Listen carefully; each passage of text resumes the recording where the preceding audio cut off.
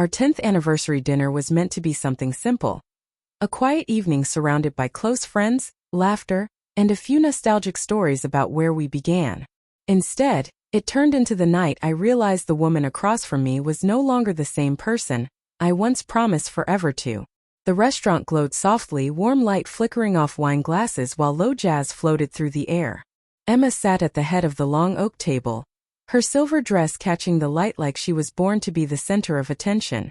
Her co-workers had already emptied half a bottle of champagne and were giggling in that reckless way people do when they start feeling invincible. When the waiter came around with another pour, Emma stood up, glass raised, her grin slightly crooked from the drinks. "To my husband," she began, her voice bright and teasing. 10 years with me, that's an achievement." She paused, letting everyone's laughter rise before she added, "But from today we're changing the rules." Her friends leaned in, smirking, waiting for more. "Rule number 1, she said dramatically. "I get to travel alone whenever I want. No questions, no guilt trips." Laughter erupted. "Rule 2, no checking my phone or asking where I am. Trust, right?" Someone shouted. "You tell him, girl." And another added, "That's how you keep a man in line." I smiled faintly, though my chest felt tight. She was enjoying every second, twisting what used to be private promises into entertainment. Especially cruel, considering how her last work trip ended with unanswered calls and missing nights. My friends exchanged uneasy glances. Hers didn't seem to care. They thought it was all a joke. Emma lifted her glass again, her eyes sparkling with mischief. "And rule number 3, she said. "I decide when we're romantic. No more clingy surprises or random hugs. Okay." She winked. "Gotta keep a man wanting." The laughter that followed was louder this time. Loud enough to turn heads across the restaurant. Even the waiter hesitated nearby, unsure whether to interrupt. I could have stayed quiet like I always did. Could have swallowed my pride and let the humiliation settle the way it usually did. But this time something inside me didn't bend.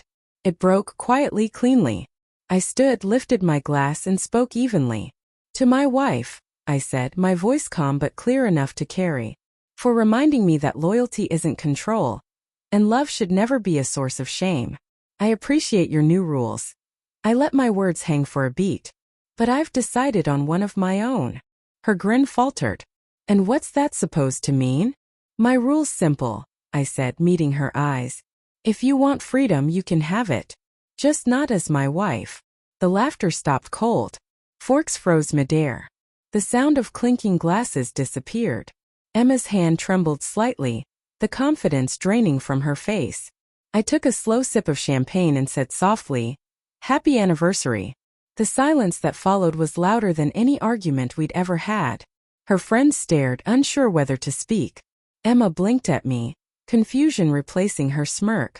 "You're kidding," she said, forcing a shaky laugh. "It was just a joke."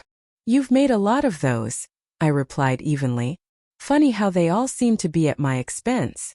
The women at the table shifted awkwardly. One whispered something under her breath. Another pretended to check her phone. Emma's expression twisted. Annoyance first, then fear, then anger. "You're doing this? Here?" she hissed. "I'm not the one who started it here," I said quietly. "You did, when you turned our marriage into your punchline." She slammed her glass down. "You're overreacting." "Maybe," I said. "But I've spent years underreacting." The waiter, brave soul that he was, walked over and asked if we'd like dessert. The timing almost made me laugh. I shook my head. "No thank you. Just the check." He nodded quickly and walked off. Emma leaned closer, her voice sharp but trembling. "If you're trying to embarrass me." "I'm not," I cut in gently. "I'm setting us both free. You wanted new rules. You've got them. But they come with new consequences." Her friends sat frozen now, eyes darting between us. For the first time that night, they finally saw who was actually being humiliated. When we got home, the silence was unbearable. Emma stormed through the door, her heels striking the floor like gunshots. "You humiliated me," she snapped. "In front of everyone." "I defended myself," I said, setting my keys on the counter. "Something you haven't let me do in years." She folded her arms, eyes burning. "So what now? You think you can just walk away because of a stupid toast? I looked at her, really looked. The woman who used to slip notes in my lunchbox and whisper "I love you" half asleep in the mornings was gone. What stood in front of me now was someone who fed on attention and called it affection. "I'm not walking away," I said softly. "You already did. I'm just catching up." For the first time, she didn't have an answer. The realization hit her visibly. Her lips parting, breath catching, eyes darting like she wanted to take it all back but didn't know how. I grabbed my jacket and headed for the door. Behind me, her voice broke. "Where are you going?" "To live by my own rule," I said quietly.